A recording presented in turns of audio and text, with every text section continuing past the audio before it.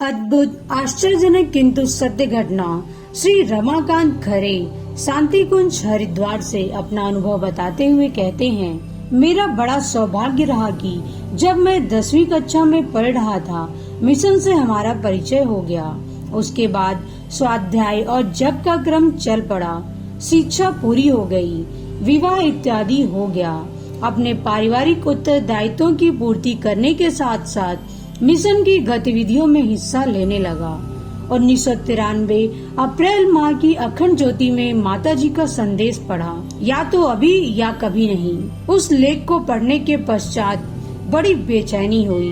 उस समय बेटे का जन्म होने वाला था, तो श्रीमती जी से अनुमति लेकर 3 महीनों के लिए यहाँ आ गया। उस समय प्रचार प्रसार के कार्य के लिए टोली में यहाँ से बाहर भेज दिया। वापस आए तो गाइड विभाग में ड्यूटी मिली।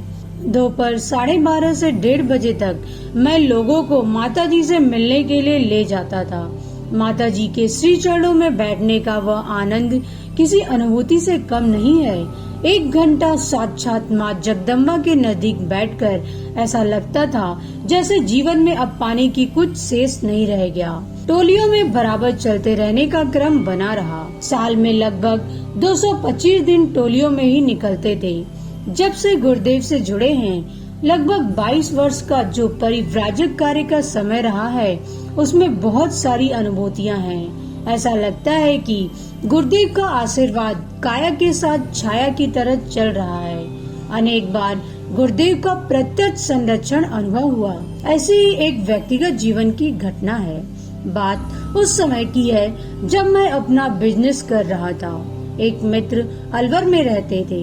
अलवर में कार्यक्रम में भाग लेने के लिए अपनी माँ और परिवार के साथ ग्वालियर से अलवर के लिए निकले। उन दिनों बस डायरेक्ट नहीं मिलती थी। ग्वालियर से आगरा आए, फिर अलवर के लिए बस पकड़ी। जब भरतपुर पहुँचे लगभग 8 बजे, तो वहाँ बस खराब हो गई। दूसरी बस पकड़कर हम रात को लगभग 12 बजे अलवर पहुँचे। दिसंबर का महीना था, कड़ाके की ठंड पड़ रही थी। जो पता हमारे पास था, उसके आधार पर ड्राइवर ने हमें एक स्थान पर उतार दिया। बस तो चली गई, लेकिन हम देखते रहे कि पूरी रोड पर ट्यूब लाइटें जल रही थी। मीलों दूर तक प्रकाश ही प्रकाश था। एक बढ़िया पार्क भी था, लेकिन दूर दूर तक सन्नाटा छाया हुआ था। बड़ी चिंता में डूबे हुए सोच रहे थे कि गलती हो गई। इससे अच्छा तो बस स्टैंड पर ही उतरते तो सही रहता। भयभीत थे, ठंड से परेशान थे, गुरुदेव को मन ही मन पुकार रहे थे। 2 मिनट बीते ही होंगे कि पीछे से आवाज आई, कहाँ जाना है। पीछे मुड़कर देखा तो एक रिक्शा वाला खड़ा दिखाई दिया। मन हैरान हो रहा था कि मीलों दूर तक कहीं कोई चिड़िया का बच्चा नहीं दिखाई दे रहा था। यह अचानक रिक्शा वाला कहाँ से प्रकट हो गया। खैर, उससे बातचीत की। उसने पूरी हिम्मत दिखाई। बोला, यहाँ से दिखाई नहीं दे रही है, पर कॉलोनी बिल्कुल पास में ही है, लगभग आधा किलोमीटर ही है। वहाँ से कुछ भी मकान बिल्डिंग दिखाई नहीं पड़ रही थी। हिम्मत करके गुरुदेव का नाम लेकर रिक्शे पर बैठे। उसने मिनटों में उसी पते वाले मकान के आगे ले जाकर खड़ा कर दिया। हमने उससे कहा, मकान का दरवाजा खटखटाओ। जब उसने दरवाजा खटखटाया तो उसमें से वही हमारे परिचित निकले जिनके यहाँ हम फंक्शन में गए थे। हम लोग रिक्शे से उतरे, सामान आदि लेकर मकान के अंदर गए। रिक्शे वाले को पैसे देने बाहर आए तो देखा कि वहाँ न रिक्शा था न रिक्शे वाला।